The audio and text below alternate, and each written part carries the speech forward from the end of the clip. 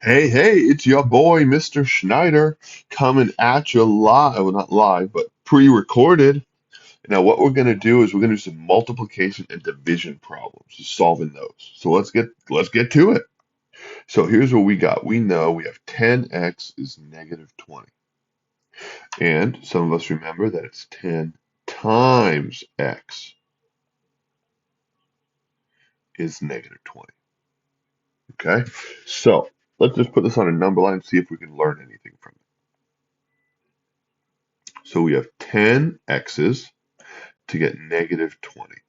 And our goal is to figure out how much 1x is. So if 10 x's are negative 20, how can we find what 1x is? Okay. Now, if you're like stuck and you're like, I don't know, Mr. Schneider, that is okay. We're going to kind of be going through some steps on this one, and we won't go through as many steps on the next ones. So here we go. So if you're stuck here, if you're like, I don't know, I just don't know, that's okay. So let's break down 10x's. So what we know is we have, here's 1x, 2, 3, no, no, they do it the other way. Okay, 2, 3, 4, 5, 6, 7, 8, 9. Bam, 10 x's. And if you put all of these x's together, you get negative 23. They're all the same x. So the question is, what is in each x? How do you figure that out? Well, what we're asking to do is we have 10 items. They're all the same, so we want to separate them into equal groups. How many equal groups do we want? Let's see,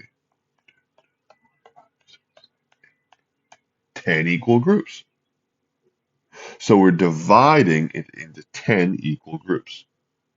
So that means we do 10x divided by 10 to get 1. That means we do negative 20 divided by 10. So just do 20 divided by 10, which is 2, and add that negative. So x is negative 2. Okay, so now if you look at this and you're like, I kind of get it, just go back and rewatch this, okay? And then we'll kind of be using this idea for all the multiplication problems that we see.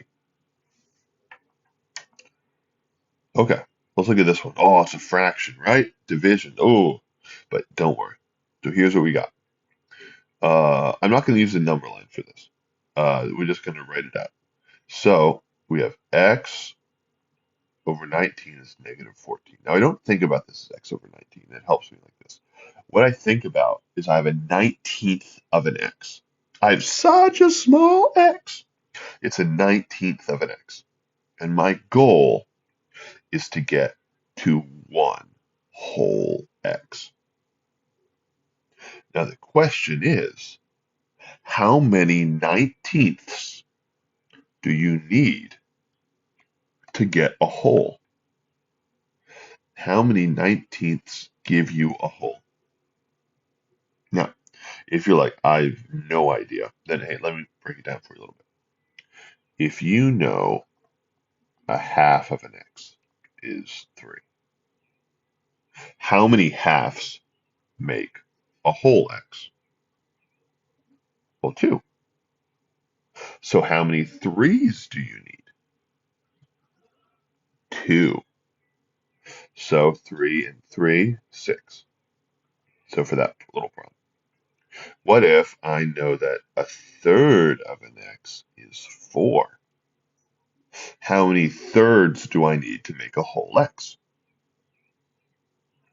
Yeah, 3. You know your thirds. How many fours do I need? 3. So 4 3 times. So that's 4 and 4 and 4. I'm not doing all that addition. Is there an easier way than just doing the same addition over and over again? Yeah, multiplication. That's why we have multiplication. So 4 times 3 is 12. One more of these. So now we have a quarter of an x is 5. Okay, how many quarters make a whole? Well, that's 4. So how many 5s do I need? 4. So that's timesing, and that gives you a 20. So now we did all these ones. What I'm going to do is I'm not going to delete them. I'm going to shrink them down. Let me move this negative 14 first. It's looking a little sus. Okay. Oops. Ah, what's happening? There we go. Okay. Move that negative 14 back. Okay, so now back to our question. How many 19ths make a whole?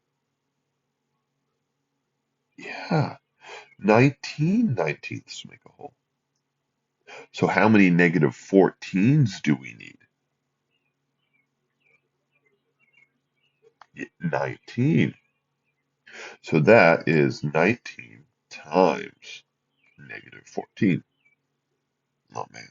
So you can stack it, do whatever. I'm going to do it with a ratio table because that's what makes sense to me. So let's just do this out. Do 19 times negative 14. So what I have is I have 1. I'm just going to keep it 14 and add on the negative. See, like I'm adding on the negative at the end. And my goal is to get 19 of them. Well, I can get 2 of them. That's 28. I can then get, by timesing it by 10, I can get 20 of them. That's 280. And 20 minus 1 is 19. So I'm going to do 280 minus 14, get 266. There we go. So negative 266 is our answer for x. Once again, we looked at the problem. We said, okay, we have a 19th of an x. How many 19ths make a whole x? And that's 19. And that's how many negative 14s we need. 19. So 19 times negative 14 is negative 266. Okay, so now let's use this great information that we got from the first 2 problems and apply it to the rest of them. So we have 3x's is negative 54. How can we figure out what just an x is? Well, if I know 3x's are negative 54, that's 3 groups. So I just want 1 group. So I'm just going to divide by 3. And now I have negative 54 divided by 3. Oh, you could totally break out the long division if you want. We know the answer is negative. So we can do 3 divided by 54. Or we could say, wait a second. I know what 3 times 20 is. Do you know what 3 times 20 is? Well, let's see. So we know we have a 3, right? And we know we want to figure out how many times it goes into 54. We know 2 threes is 6. So what's 20 threes? Yeah, 60. Oh, that's super close. How far is 60 from 54? Yeah, 6. So, we already have 6. So 60 minus 6 gives you 54. So that means you do 20 minus 2, that totes gives you 18. So, negative 18. X is negative 18.